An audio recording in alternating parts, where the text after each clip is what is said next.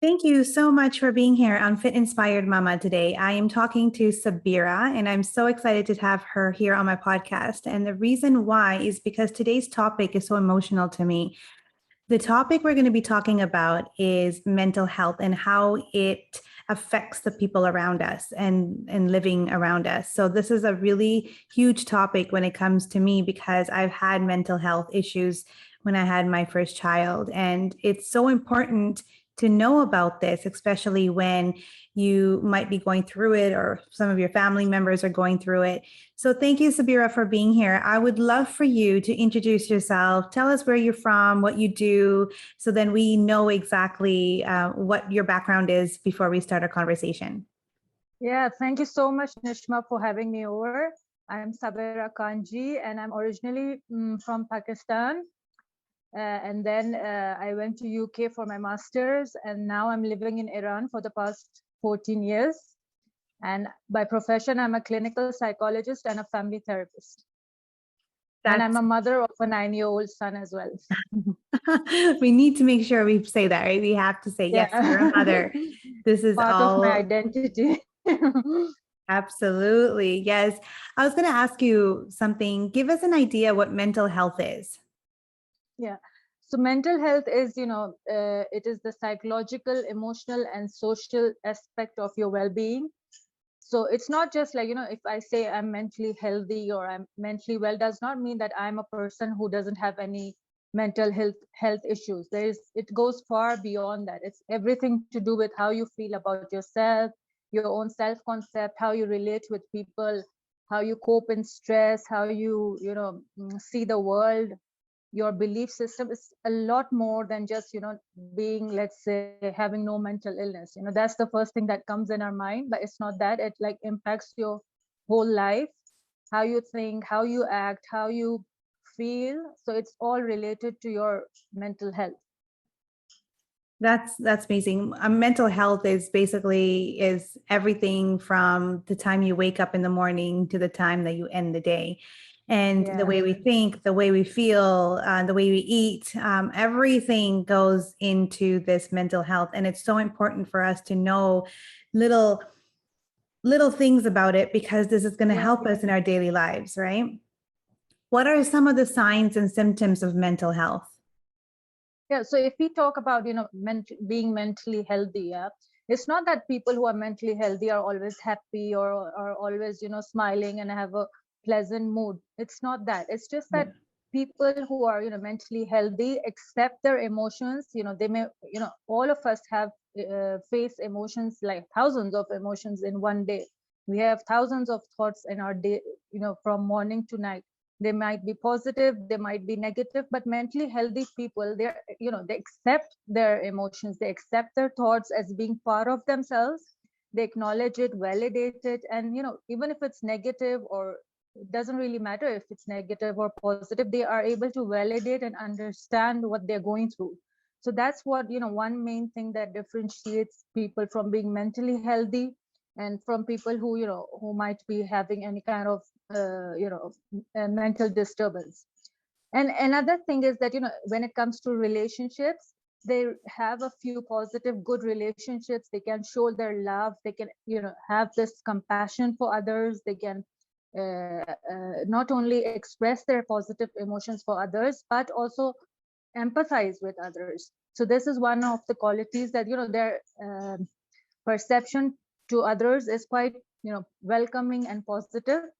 So even if they're having a hard day, they accept their emotions, and then they're able to differentiate, okay, what is in my control, what is not in my control, and then whatever is in their control, they're able to cope well with it, instead of just ranting about how miserable life is, or how they feel kind of helpless and under stressful conditions. So usually they can cope with their stressful lives.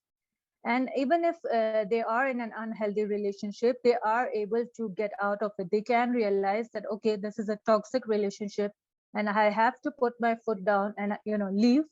So it's not that they don't go through issues. They go through a lot of issues. They might, anyone can. It doesn't really have to be someone who is, let's say, mentally not well or mentally not that healthy, but their coping strategies are good enough for them to cope. With time they become resilient. So that is also one of the signs of people who are mentally healthy. So they are resilient, and they acknowledge their abilities, they can get support. So they have got a circle of friends or people who support them, who understand them, and then they together they can work it out and leave that situation or cope with that situation in a healthy way. So these are a few signs that people who are mentally healthy usually have. And moreover, they have a purpose of life, like they are connected with their purpose of life, they have a connection with the universe. It's not like living a robotic life, just waking up in the morning, doing their rituals and going to bed, and that's it. Their life has more than that. They offer you and themselves more than that. They have a purpose. They look into themselves. Okay, why am I here? What do I need to do? What is my role? And that's what makes their life quite fulfilling. Mental health, I think, is such a big topic. Hey, there's so much to put together when you come to mental health. Someone that can be negative in any way and not able to cope, to understand what's really happening, can get angry, can get frustrated, can get emotional. I think I was at that point where my life where something small would trigger me and I would go out of proportion and I would not be able to understand why I'm feeling that way. I feel also mental health goes very hand in hand in comparison to other people, jealousy, not being able to be where you want to be because you're comparing yourself to people around you. Mental health can also deplete yourself, self-love. You don't love yourself. You have issues with understanding what you love about yourself. And if you even don't love yourself, you can't take care of the people around you. You can't love the people around you. Right. So I think it all goes hand in hand. So when I ask you, sorry. And when you said that, I just remember that many of us, we kind of are people pleasers, and for a long time many of us have lived that life of okay, not saying no to anything, not defining our boundaries, thinking that okay, this is how I should be, especially in our culture, like South Asian people. We've been brought up with this idea of kind of just doing what others tell you, what elders tell you, what let's say parents tell you, and then you don't really think with your own mind, and you don't really know what you want in life, and you're kind of lost. You have never said no, or you think it's disrespectful, or you shouldn't be doing it. So, and one of the signs for a person who is mentally healthy is actually saying no when that person has, because you can't just give and give when you're empty yourself. You need your container to be full for you to help others, or to be there for your family, for your loved ones. Otherwise, just like you said, if you are not there, you don't really, you have all these negative emotions and you don't really know what you want, then you can't help or be there for others at all. that's right. Yes. The thing is that with mental health, do you think there's a lot to do with genetics, or is it some kind of basic, is there a trigger to that? Is it environmental trigger? Is it you know what I mean? Like, are they born with it? How does it actually happen? So it's, this is a debate that has been going on for years and years, like, nurture or nature. So, there are obviously, it's a combination of both. So if you if you have the genes, obviously we can't negate that the genes, don't exist at all. If you have the genes that, whether it's like, you have depression in the family, or anxiety disorder, or any sort of disorder, chances are that you might, transfer it to your next generation. But many times what happens is you might have the genes, you might have the genetic disposition, but the environment is favorable. So, that disorder or that mental illness will not come up. But if the environment, let's say, is quite negative, or you are going through a stressful position in your life, or something stressful has happened, then you'll see, that's when most people, who have a genetic disposition start showing their symptoms.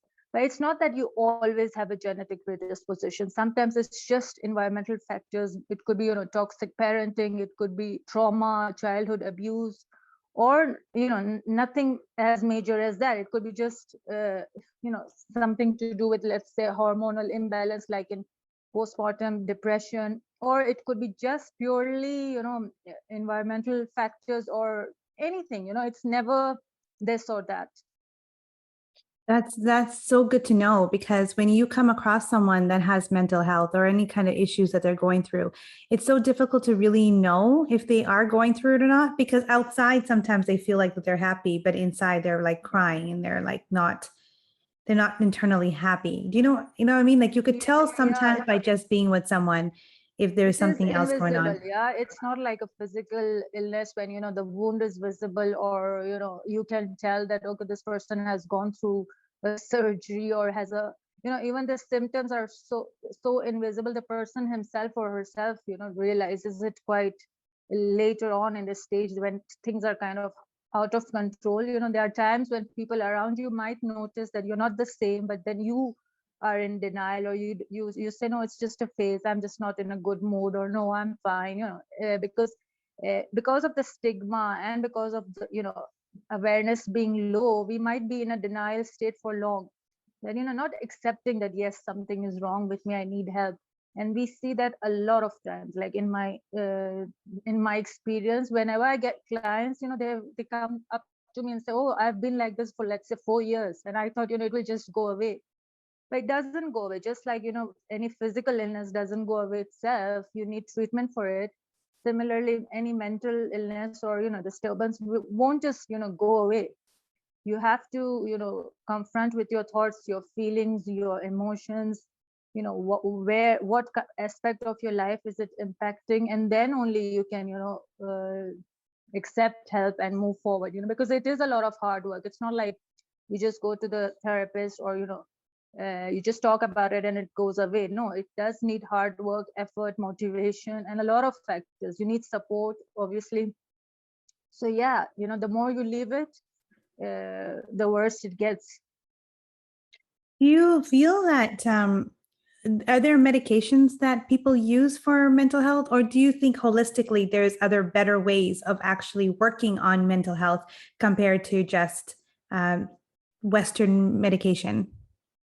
Yeah, when it comes to medication, obviously it's a shortcut. Yeah, it's like you just take the medicines, and the symptoms start improving, and you say, oh wow, at least I can sleep. Let's say depression, or at least I can sleep better, at least I'm eating better, at least I'm not crying, let's say. But Yeah. then you're not actually dealing with with what happened to you. How can you, let's say, you can't have the medications for a long period of time because of their side effects as well. So what is triggering it, what around you has changed, why do you feel this way?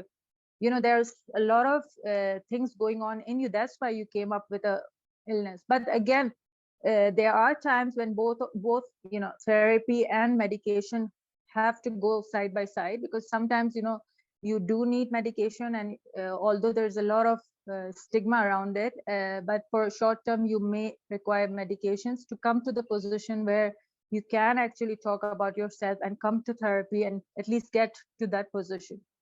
But Yeah. obviously with mental health, it's not just just going for therapy or just doing one thing. Yeah, it's mental health is, it's obviously your mind is connected to your body. So having exercise, having proper sleep, having a good daily routine, all these factors will help and will contribute to your mental health. What's the stigma around? I know you had talked a little bit about it. What is the stigma around mental health, mental illness, and seeking help? What is that? I think it's to do, a lot to do with this idea that people have, that people who go to psychologists or therapists are somewhat crazy. The first thing that comes to their mind is this crazy person talking to himself, hallucinating, or is delusional, or has these weird ideas. And a part of it is also to do with, I don't know, the way media portrays people, when they want to show people who are mentally unwell, they go to the extremes and show people who are schizophrenic or are being are having electric ECT and all that. And it's not only that, it's also, like the way we see other people around us. Like if we have someone who is, let's say, going through depression or anxiety, and if we find out, oh, this person is seeking help, unfortunately, we kind of become judgmental about them, that, oh, she's not, or he's not all right, or there's something wrong with him or her, which is, therapy. If a person is going to a therapist, it could be just, that he or she wants to understand more about himself or herself. She wants to dig into these, let's say, childhood experiences that he or she has, or, it could be several reasons. It's like, going to a therapist doesn't mean that you have something majorly wrong with you. Wrong is not the correct word to use. It's like, all of us might need to go to therapy. In fact, we should go to a therapist so that we can learn more about ourselves. I think there's no one in this planet who doesn't think about why they react in certain way, or why they're not able to express certain emotions, or why do they struggle with, let's say, saying no. There are so many things that we want to know about ourselves, and sometimes it's just like, it's just going to a professional who is trained in that area. But because of the stigma, many people, even if they come, like I've got clients who come and they don't want people to know, so their first concern is that, is it confidential, which obviously it is, but still it's their concern, and they want to make sure that I'm not going to tell anyone, that they are seeking help, because people might think they're crazy or something. And we have to break the stigma ourselves. If we see people around us who are struggling, just for take a moment and try to listen to that person without any judgments, or without trying to give direct let's say solutions. Or sometimes we use gaslighting, oh, it's no big deal, even I've been through it. Or sometimes we say things like, oh, at least you have got this and that, at least you have got a supportive husband. But that's not what you or he wants at that time. He or she is feeling, let's say, miserable, and just validating or just being there for that person makes a hell lot of difference. Just saying, I understand what you're going through, being more empathy, with them, Exactly. understanding that, what they're saying, you can understand what that feeling is, what's happening to them. And I think it's so important, because when we start giving our advice to everyone, when they're giving you problems, it starts to trigger something else in the mind, and we don't want that to happen. Right. And they But might just shut off. Yeah. Like if you tell me, oh, at least you have this and that, I might say, okay, I won't say anything, about how I'm feeling, because this person doesn't understand. This person thinks that I'm, being sensitive, or I'm being a drama queen or something. yeah, no, and it's absolutely true. Growing up a little bit more, I realized that everyone has their own journey in their life, and everyone has issues in their own little world that they have. And whatever that issue is, even if it's mental health, we have to allow them to be who they are, because that is the stage that they need to be in. And that is the stage that they need to grow out of on their own. We can't be there to tell them how to do it, but we can be their support. I think that's the next question that I had for you was, how can a loved one help someone with mental health? Is honestly just being there for them. Yeah, it's just being there for them. And then if they're struggling with getting help, so just support them, and be there for them. Ask them open-ended questions, so that they can express more, because they might have never expressed how they feel, or never have even maybe kind of asked themselves, what do I feel? This question may sound simple, that how do you feel, or what do you think, or how do you think you can get out of this? It might, but they might not have answers for it. Yeah. But just being open to what they're feeling, and maybe asking them, how do you want me to help? Yeah, because you don't want to be extra, kind of, they might kind of back out, because they might get overwhelmed with all these questions. So just ask them, how do you want me to help you? And then maybe introducing slowly to someone who could help them professionally, because as I said, just giving advices out of let's say googling it and sharing things, and that's not always helpful when it comes to mental health. Just like for physical health, you have to go and visit a specialist. So Same for mental health. And it might be that this person might need a therapist, this person might need medicine, this person might need other kind of help. Not one therapy or one kind of treatment works for all. So it's, as you said, it's a journey. Healing itself is a journey, and not everything works for everyone. So it could be like, maybe this person went for, let's say, cognitive behavioral therapy, but it didn't work. But he or she feels better when she goes to, let's say, something more into, like, what do you call it, more holistic or more, let's say, a herbal kind of, it depends upon the person. Yeah, it meditation, or let's say yoga or exercise could be more helpful for, let's say, a person who is under stress. But for one person, they might not connect with meditation or yoga, and that person might feel that, no, journaling helps me, or no, talking helps me, or no, just having a routine helps me. So it could be it's trial and error. And sometimes during your healing journey, you might feel you're at a dead end, and you're not it's not working for you. So okay, you take reverse and try something else. So it's a journey, and it's a lifelong process. But if there is a a mental illness, obviously that needs you to have medication. Like if you've got suicidal ideation, God forbid, or you are self-harming or something, really something major, then if you notice this with if your loved one is going through this stage, then obviously that person might need immediate help. That person might need to go into medication. So you have to be very active and take action at that point, because suicidal ideation, and that it could be really harmful. Or you see a woman who is going through abuse, let's say a loved one, you notice that she's having, let's say, physical injury, or is not the way she used to be, and you suspect any kind of violence, then maybe you need to inform someone, because that person's well-being and life might be in danger. That's so true. It's so difficult to be where you are at, and knowing what kind of help you really need. And that's really Yeah. good that you did point that out. I think for me, I think when you look at mental health, I think we are, when someone's listening to this conversation, I feel like as if maybe at some point we may think that we have issues of our own, or we have problems that we're at home, we can't sleep very well, we have anxiety, we have stress, we're tired, we get angry very quickly. Minor little things that do affect us as mental health as a regular day-to-day basis. Always in a rush, always trying to get from one place to another, never have that moment to just be us and to relax and take that deep breath.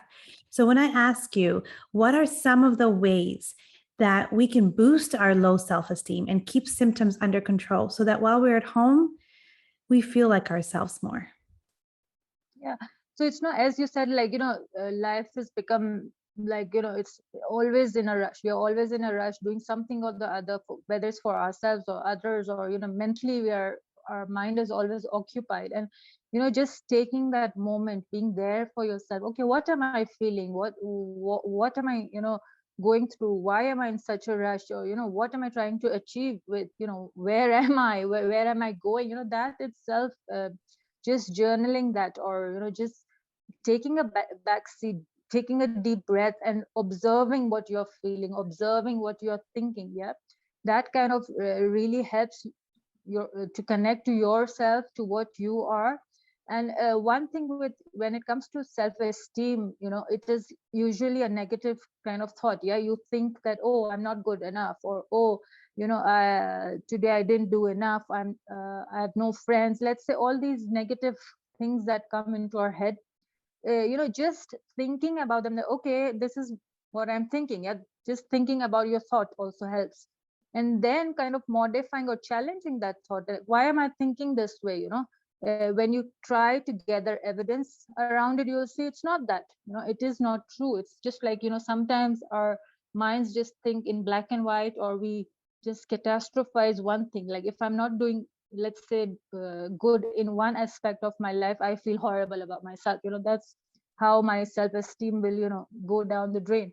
So being in touch with why, what you think and why you think what you think really helps. And sometimes it's also to do with how you were brought up. Maybe, your parents were very critical about you. So, you have, it has become your voice, and, you start criticizing yourself all the time. So, just reminding yourself, okay, you don't need to be so hard on yourself. That's not you. It's just your critical voice, and you are more than that voice. You are more than those thoughts. You are much more than that. Just reminding yourself. And then also, if there are people around you who are very negative, or who are criticizing or labeling or shaming or blaming you, just staying away from them and being with people who you can relate to more, who are there for you, who accept you as you are. That surely makes a lot of difference in boosting your self-esteem. And then doing things that are challenging. And let's say, if someone feels that, oh, I'm not good enough, I'm not good at anything, then just, obviously there are things that everyone is good at. Yeah. You just have to discover what you're good at. So when you find that thing, and when you challenge yourself that, okay, I'm going to do it, and when you are successful, so just celebrating that, okay, wow, I did it. So that's kind of changing the script. Your script, if your script always was like, oh, I'm not good enough, so that's taking up a challenge and becoming successful in it will kind of boost your self-esteem. And unfortunately these days, our self-esteem has been tied to things like being productive and to being, maybe it's also to do with, okay, being educated, being XYZ, having so many followers. It's become very quantitative. Yeah. Having a degree and all, but we are all more than that. We are not just our degrees and our education and our successes in numbers. Just, I think success is, your self-esteem should be more than that, not just what others think of you. Just coping well with a stressful situation is also a big success. I think, just in the pandemic, we saw like people just couldn't deal with it. It was something that everyone faced, but we all reacted differently. So a person who on the front looked very successful, very self-contained, and achieving every day, that person, when the routine, or let's say, with the uncertainty that the pandemic brought, that person was lost. They didn't know how to cope with this new thing. Whereas another person who might appear, okay, this person is maybe not that successful as as per definition of the society, but that person was very controlled and found new hobbies. And we see a lot of people in this pandemic kind of progressed in many ways, and they achieved many things. So it's not always what we think self-esteem is attached. It's about how you cope, how you relate. It's not always to do with just being successful at workplace, or just being successful as a mother, or just being successful as so many roles. It's everything. It's the way you cope, it's the way you take care of your physical health, it's the way you take care of your mental health, your relationships. A lot of it is to do, there's much more to it. That's so beautifully said. And you said it so nicely, and it makes so much sense. It's not just about, one thing. It's about your whole body. And when I say the whole body, as a holistic nutritionist, I always say it comes to your body, your soul, and your mind. You know what I mean? Yeah. Like, you put all those three together and you've got this wholeness of yourself. And I am so proud of you just saying that in different words, but you said it, and it's amazing. What I do, and I wanted to share with me, is the day-to-day chores and the things that we go through every single day is a lot of work. I wake up, I take this, I get the kids ready, I get them to school, I bring them back home, I'm cooking, I'm cleaning, I'm getting things ready in the house. I am a stay-home mom. I do all that stuff. But what makes me feel more relieved and happy and the moment is I take 3 hours every time, and I put that alarm on my phone, and that alarm will like go off. And that will remind me, okay, it's your mental health state, Nish. You need to take a moment, breathe. And I will take the deepest breath and I will have my eyes closed and I will listen to whatever I can hear outdoors. And then I'll look around and say, what is it do I have around me? Who's around me right now? What am I so blessed with? And I start thinking about all those things and feel so much gratitude around what's happening. And then I'll go back to whatever I'm finishing. Now I have more energy to finish off the task that I'm doing. Yeah. So that's just something and that's a technique. Yeah, it's a technique called mindfulness, that just being there in the present, because we are always in a rush and doing things, and we are not actually, we don't take that moment, just to be present, just to take, as you said, just breathe and be there, and that is really important. So mindfulness, or just deep breaths, or anything, like when we say me time, doesn't mean that take a 1 hour away from home and go for a spa or something. It's just giving those 2 minutes to yourself, 5 minutes to yourself, and just being there just for yourself, just be there at the present moment, which is very helpful. Yeah, I love it. I love our real conversation. I love everything that you have to say, Sabira. And I'm just going to ask you, anyone that's listening to this will probably want to get a hold of you or contact you in some way. What is the best way that they can contact you at? I think the best way is Instagram, because I'm pretty much there. I'm not there very much in Facebook, but Instagram, my handle is healandrise.with_Sabira. And you can always message me, and I'll surely come back to you. That's amazing. I will have your Instagram feed information on my description below. So I want to say thank you so much for being here. Thank you so much for talking. I just loved your energy. Thank you so much.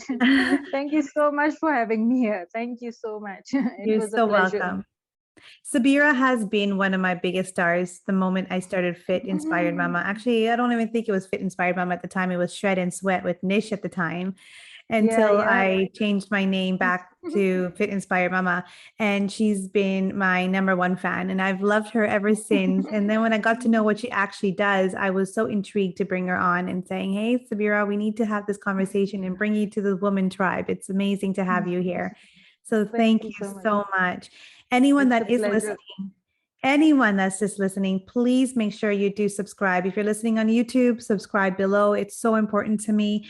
And if you are also on my podcast listening, please do subscribe. If you love the show, this is what makes me happy. And this is what makes me happy to get you motivated and to be who I am. I'm allowing myself to be me and to motivate you to be the best version of yourself. So again, thank you so much for everyone that's here. Thank you for listening in. I will see you guys all next week. Have a great day.